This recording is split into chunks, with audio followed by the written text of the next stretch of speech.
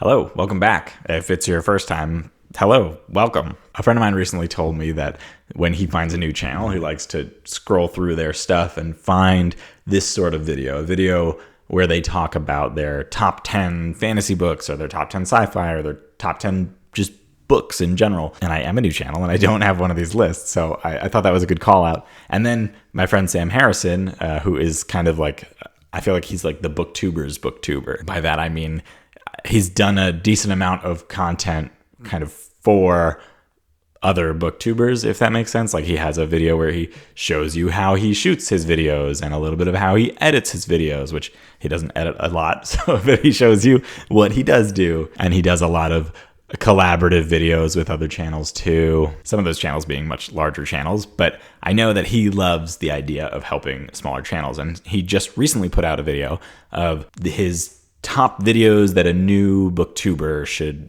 make, or I don't know what the actual title was, but it was in that vein. And there were a lot of really good suggestions in there. One of them being top 10 lists or top X number lists. So I had two sources telling me that I should make this kind of video, one directly and one a little more indirectly, but still, it sounds like a good idea and I'm here for it. I love watching these kind of videos and I think that they help me as a viewer know if I'm going to mesh with the person behind the camera, if I'll relate to the books that they're going to be talking about, because you can kind of get a feel for the kinds of books that I will be reading based off of the kinds of books that I have been reading. But you probably know what a top 10 list is, so I don't have to spend much more time here explaining what I'm about to do. It's worth noting that this list isn't necessarily in any order. That same one friend that told me that I should do this video, I was talking to him and I was like, it's really hard to rank these books.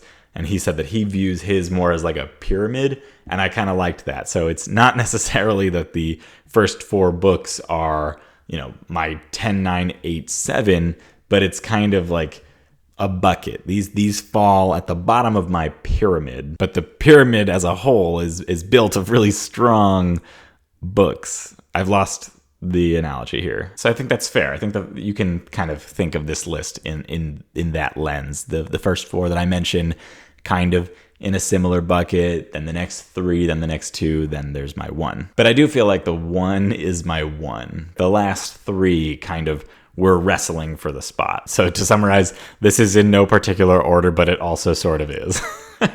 Do with that what you will. I'm digging myself deep into a hole here. It doesn't matter is essentially what I'm saying. Just these are 10 books I like. So before I ramble forever, let's just jump right into the list. So I want to start off by talking about Silver in the Wood.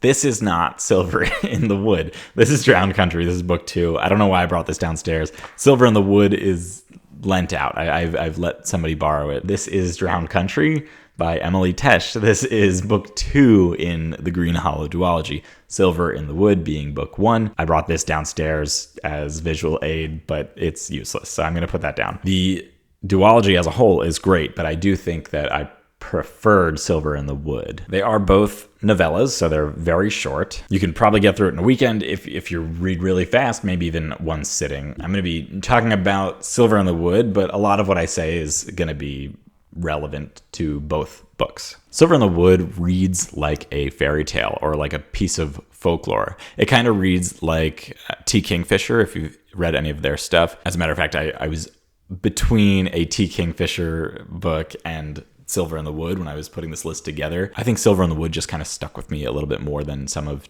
T. Kingfisher's work, even though I love every book that I've read by T. Kingfisher, almost every book that I've read by T. Kingfisher. But I haven't necessarily loaned those out to people. Whereas Silver in the Wood, I literally, it's not in my house right now because it is currently on loan. I've loaned it out to a number of people already, and I've recommended it to other people. Not everybody has loved it as much as I have, but that's okay. This is my list. So like I said, it reads kind of like a fairy tale or like a folklore, and that is probably because it is based on a folklore character or characters from folklore. I believe the Green Man is a piece of British folklore. I might be mistaken, but he's essentially the protector of this forest, like the wood, or it's this kind of connected living forest. Forests are living, but if you read the book, you'll know what I mean by that. It's more than just a forest that is alive. There's cool, mythical, ancient creatures in the book, dryads and things like that. And there's really cool magic in the book. It's not really like a magic system, I don't think I'd call it, but there's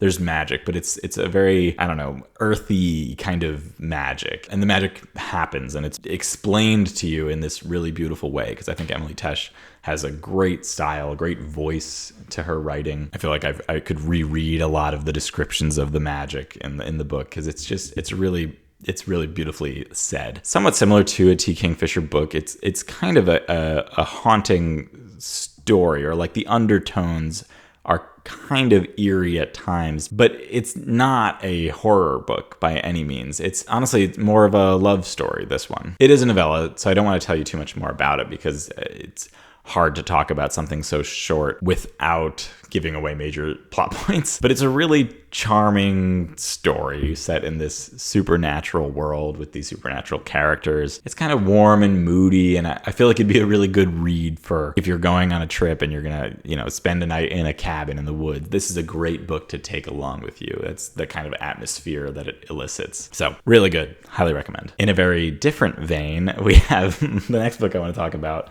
One Punch Man. Here, I'm going to be talking more about the series as a whole and not just the first book. It's my list and I make the rules. So this book, this series is so good. It's so funny. It's the only manga that I believe that I'm fully caught up on, at least what's in print. These are incredibly fast reads. Whenever I can't focus on the books that I'm trying to read, or I'm too tired to actually take in a story, or I'm sick or whatever, I can just sit down and tear through one of these in like 30 minutes, and it's just so fun. It boosts your mood. It's brainless. It's essentially the story of a guy who is wronged, and so he takes up being a superhero, but he finds it kind of boring because he's too strong, and so he more just does it as a hobby. That's at least how the story starts, and I'm now 29 books into the series, and it's kind of still that. He's just bored. He's looking for a challenge that's it. He's looking for a challenge. I don't think it's really a spoiler to say that there will be these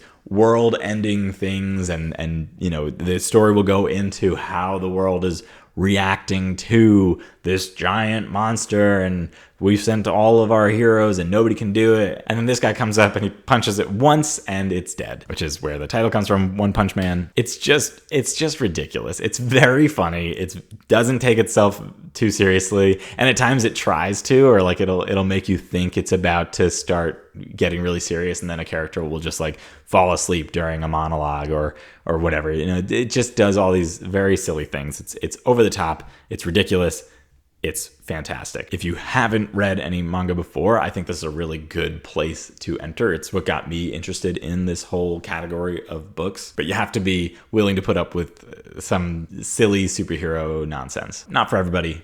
Definitely for me. When I was thinking about One Punch Man, I thought that I absolutely also had to add Dungeon Crawler Carl to my list. Dungeon Crawler Carl is kind of blown up right now. If you haven't heard of it yet, it's essentially the story of a guy, Carl, who is living with his ex-girlfriend's cat, and she jumps out the window. He goes out of his building after her, and then all of the buildings, and I think cars and like everything that a person can be in, collapses, killing most of the people on the planet. And then these staircases kind of open up, leading underground, and he and a bunch of other people make their way down into these staircases, and we quickly find out that they are now going to be on some intergalactic television show, like a reality show almost. So the premise is wild, and the characters are very silly, and the writing is very funny, which if you don't like funny books, this is probably not one that you want to check out. But I will say that it's a lot more than just a funny book. Admittedly, I've only read 2 books in the series. I think the 7th book just came out, but I still think it deserved a spot on my list. It is an incredibly fun read. It's one that I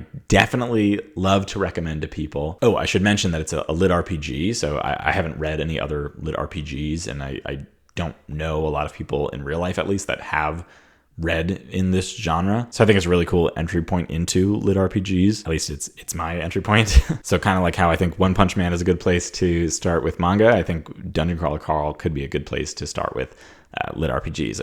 Again, I'm unqualified to say that because I haven't read a ton of manga. I haven't read any other lit RPGs, but I've read these and they've been super fun. They've definitely made me want to branch out in those genres. I just haven't yet. Anyway, Dungeon Crawler Carl. Like I said, it's very funny, but it also has a surprising amount of depth. Already in books 1 and 2, I was surprised several times by like the kind of emotional gut punch that you get every now and then. And there's a lot of heart just sprinkled in through this story. And it's also pretty dark. I mean, obviously it's dark.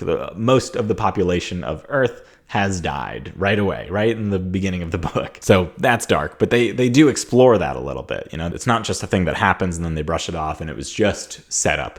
There's more to it, or at least they use it for more. And again, I don't think any of this counts as spoilers because it's right at the beginning. You learn a lot of this. I think it's hilarious. It's fast paced. You get through these in just a few days because 1, you won't want to put them down, but 2, they're just really easy. It's a textbook page turner. There's always something happening and you're always wanting to know what's next. The next book I want to talk about is again one of these books where I feel like I haven't read a lot in this kind of blend of genres, but this book made me want to do that. And I think I'm actually right now going to change my mind on the book that I put here. I brought down The Tainted Cup. This is a great book. I do recommend that you read this book, but every time I think about The Tainted Cup, I think about how I think I preferred Murder at Spindle Manor. And the only reason that I would compare the two is because this is a murder mystery story in a fantasy setting, and Murder at Spindle Manor is also a murder mystery in a fantasy setting. Very different stories outside of that. This one definitely has more of its world built out for you in this first book, and a seemingly more defined magic system,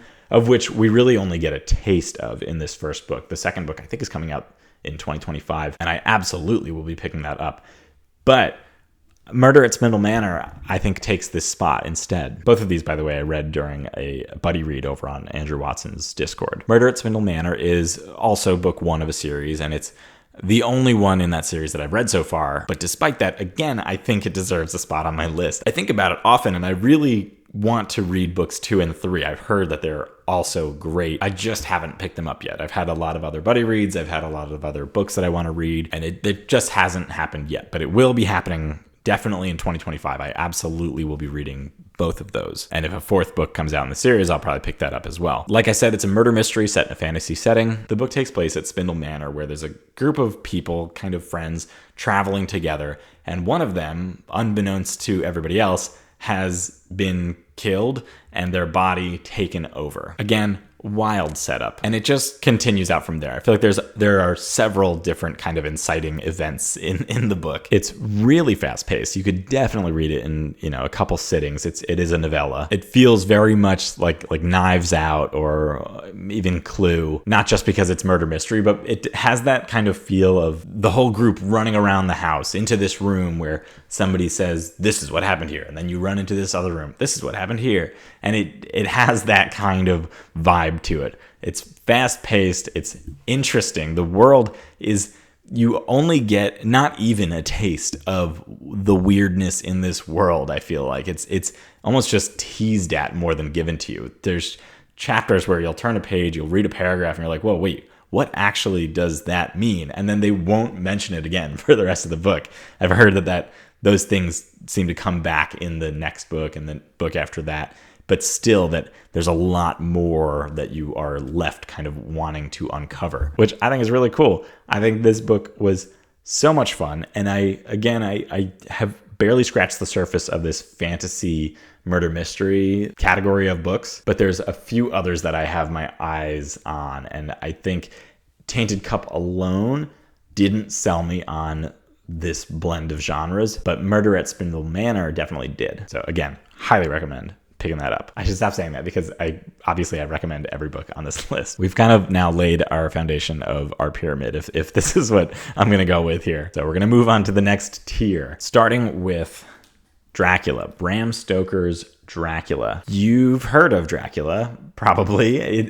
He is a classic character, probably one of the biggest names in I think it counts as fantasy. It's a vampire, right? That's fantasy. Whatever. Again, it's my list. I say it's fantasy. You know Dracula, or if you're like me, you at least think you know Dracula. But if you haven't read the book yet, you should totally pick it up. It's definitely a classic. It's an old book, and it reads like an old book. Sometimes the language can be a little bit hard to wade through, and sometimes it feels like it's dragging on. There's definitely chunks of the book where I'm like, all right, let's just get to the next part. Let's get to the next part. It's a little, even almost redundant at some parts, right? But when it's not doing that, it's so good. It's so cool. It's kind of creepy, and it has these really cool characters, really well developed characters, and it paints a very different picture of Dracula, I think, than what I would have thought before. This is the Dracula that I think of, and this is the cover of the book. But the Dracula that they describe in this book doesn't actually look anything like this, which I thought was interesting. I think, honestly, the beginning is probably the best part. I think the beginning is what I think of when I think about this book. Essentially, the first, I think, 70 pages of this book, I feel like you could just rip those pages out,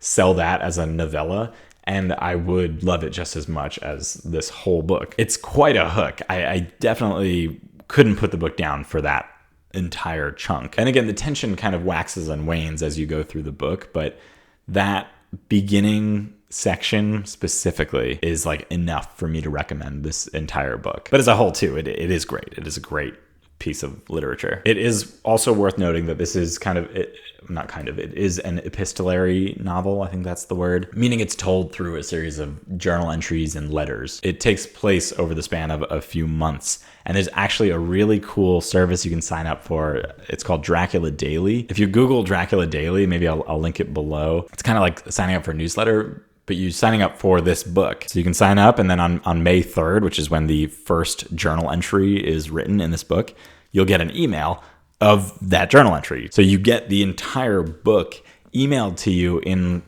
kind of real time. Like you'll get an email, you read that day's journal entry or letter, and then you wait a couple days or sometimes weeks until you get the next letter or journal entry sent to you again through email. It's a really cool way to read this book. So if you haven't picked it up, I would almost suggest not buying the book and just signing up for that email, because I think at least that would be a really interesting way to go through the story. Then we have Saga, which is a comic book series or graphic novels or however you want to say it. This is kind of a play on star-crossed lovers, right? It's essentially Romeo and Juliet, but in space. So it's two people who have this forbidden love. There's a planet and a moon at war with one another, and these two people, one from the planet, one from the moon, fall in love and have a baby, and they're kind of just on the run. And I probably lost some of you when I brought out a graphic novel, but I really urge you to pick this up. Even if you've never read a comic book in your life, there is a great story here. It touches on a lot of important topics. It talks a lot about kind of grief and addiction and love, and it explores some politics, and it explores some gender identity issues. It just covers a lot of ground. And then there's also a lot of just like really fun or cool stuff happening, but there's a lot more to it than just like aliens in space and whatever. But it is a graphic novel, and the art is great. I'm not going to flip through any of the pages because I don't want to spoil kind of anything about the story, but the art is done by Fiona Staples. I'll just hold up a couple of the covers here because the art is just, it's gorgeous. I think some of the coolest artwork that I've seen in graphic novels in general, kind of. It has really inventive kind of creatures and characters and worlds and cultures throughout this story. And it also kind of tackles parenthood in a really interesting way. And really, I don't even know what else to say. It's definitely worth your time. I also think Greek mythology can count as fantasy. So I'm now going to talk about Greek mythology. The Song of Achilles by Madeline Miller. Madeline Miller, if you have not read Madeline Miller's work, you should. You absolutely should. If you want to just try it out, there's Galatea, which is I think it's 34 pages. It's a short story that she wrote. It's really good. And then I've also read 2 of her full-length novels, Circe and The Song of Achilles. The Song of Achilles being one of my favorite books of all time. It's sort of a retelling or a reimagining, I guess, of the Iliad. The story follows Achilles, who is, the Greek hero. And it's told through the point of view of Patroclus, which is really interesting because it's not a perspective you've seen before, really. Patroclus is mentioned a lot, and the love kind of between Achilles and Patroclus is sometimes hinted at, sometimes almost ignored, depending on like the retelling or the translation that you're following. But getting this story from his point of view and kind of focusing on the love side of that story, I thought was really interesting. It's a really beautifully told story. The way Madeline Miller writes is spectacular. She's definitely one of my like auto-buy authors. The next book she writes, I will absolutely be picking it up day one. The way she explores this sort of tragic love story, this coming of age story between this child of a god and just like a regular guy, Patroclus. Really beautifully written. It's heart-wrenching, and it's just unlike kind of anything that I've read before it. It was also, again, kind of my gateway into Greek mythology, or at least retellings and reimaginings of Greek mythology, and since then I've read a bit more of it, and I want to explore the genre, or I don't know if it counts as a genre, but I want to explore Greek mythology even more, and that's because of this book. I'm noticing a trend in my list where there's a lot of books that kind of open the door to a new genre or category of book, and I guess that kind of hits this nostalgia chord in me or something. I think all those books are really important to me now and are on this list for that reason, kind of, at least in part due to the fact that they helped broaden the horizon of the genres that I will read from. We've completed the second tier,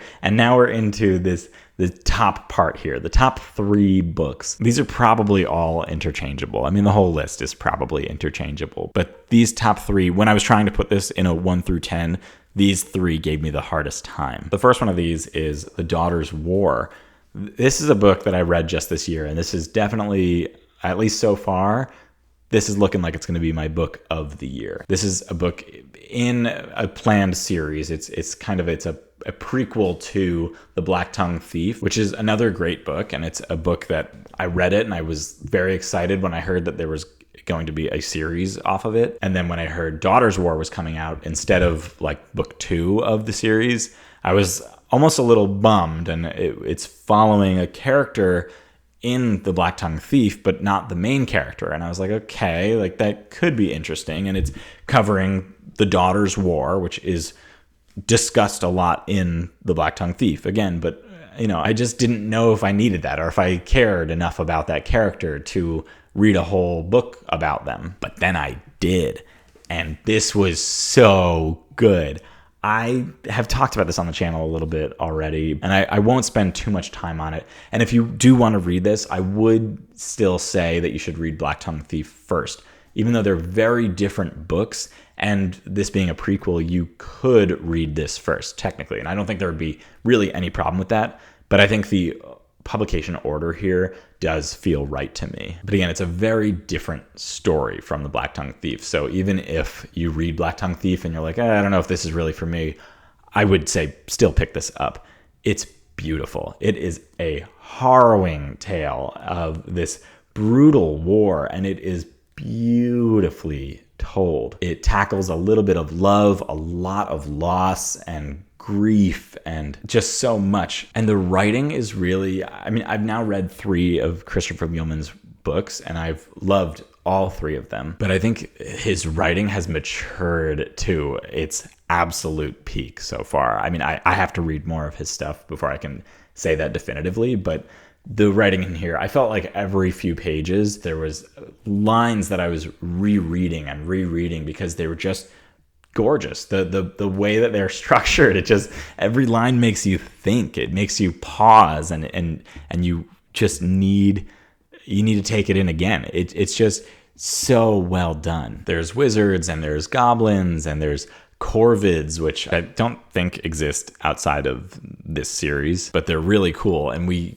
only barely get a taste of them in The Black-Tongued Thief, and then here we dive further into those, and there's just so much about this book that I love, honestly, and I can't decide what else to mention about it, but everything is so good. Please, it's so good. It's so good. The next book I'm going to say much less about. This is Piranesi. This is definitely the book that I've recommended the most out of every book that I've ever owned. I have bought this book for several people. I have pushed it on even more people. As a matter of fact, this book here that I'm holding is not even in English. It's written in Italian. I lent out the one that I actually read recently, and so I only have this translated copy. I don't read Italian, but I was in Italy and I bought it again in Italian. I couldn't tell you why, but anyway, It's so good. It's so good. It's Susanna Clarke. I just read another of her books recently, Jonathan Strange and Mr. Norrell. Very different books, but they both have the same kind of wit to them and the same kind of magical feel to the writing. I feel like the style that she writes in kind of elicits more about the story sometimes than the actual words on the page, if that makes sense. Like you feel what you're reading about more than you read about it sometimes. I don't know if those are real words, but those are the words that I want to say. I don't want to tell you too much about the book. I don't want to tell you almost anything about the book, honestly. I went in completely blind when I read it, only knowing that it was good, and that's kind of how I want you to read this too. And I do want you to read this. I think you should. It's not for everybody, and I know some of my friends that have read it and they're like they didn't really get it. Not that they didn't understand the story, but they didn't understand the hype, I guess. But if it clicks with you, I think this is it really clicks. It's really, really good, and I want Susanna Clarke to write so many more books so that I can read so much more of her stuff. So good. But again, go in as blind as you can. And the last book that I want to talk about, and this is another one that is currently on loan. I've lent this out again, actually to the same person that I lent out Piranesi to. This is another book that is just, it was my gateway into, honestly, fantasy as a whole. You probably can already guess what it is, because I don't think that's uncommon. I think a lot of people pick up this book, read it, and then kind of they're introduced to this entire genre that they had for no reason ruled out before it. I am obviously talking about The Final Empire, book 1 of Mistborn. This is the first Brandon Sanderson book that I read, and it's really the first adult fantasy novel that I read. Have I read better books since it? Yeah, probably. Probably a bunch on this list are like technically better books or whatever, but this book takes up so much real estate in my heart and my brain, and it's so good. I know some people struggle through the beginning of the book, but I did not have that problem at all. I right away, I needed to know more about this girl who is described as just like lucky, and I wanted to know what that meant and why that was, and there's so much that intrigued me about it. And then you learn about the magic system, and the magic is so cool. I had not read anything remotely similar. Really, I think all the magic systems that Brandon Sanderson creates are really well done. He puts a lot of thought into them. I think that they are like a hard magic system, meaning that there are a lot of rules and those rules are followed. But I think the coolest part of all of his magic systems, at least for me, is that nothing comes for free. Nothing is like unlimited. There always seems to be a limit, and there's a maximum that you can do. And in this one, I don't know how much I want to tell you, but you can run out of magic in this book. I think the possibility of running out of your magic at a critical moment adds a lot of tension, and I think he plays with that really well in this story. The characters are really great too. There's a lot of really awesome character moments throughout this book and the other 2 books in the series of Era 1. Then there's also 4 more books after that, and there's gonna be more, but they're like different time periods. Anyway, if you haven't read The Final Empire, book 1 of the Mistborn trilogy, I would say that you absolutely have to do that, even if you're not into fantasy, almost especially if you're not into fantasy, because I think if you've already read a ton of fantasy, I don't know that it would be as impactful. But if you haven't yet gotten into the genre and you want to, I think there are countless people who read this book and it launched them into the genre as a whole.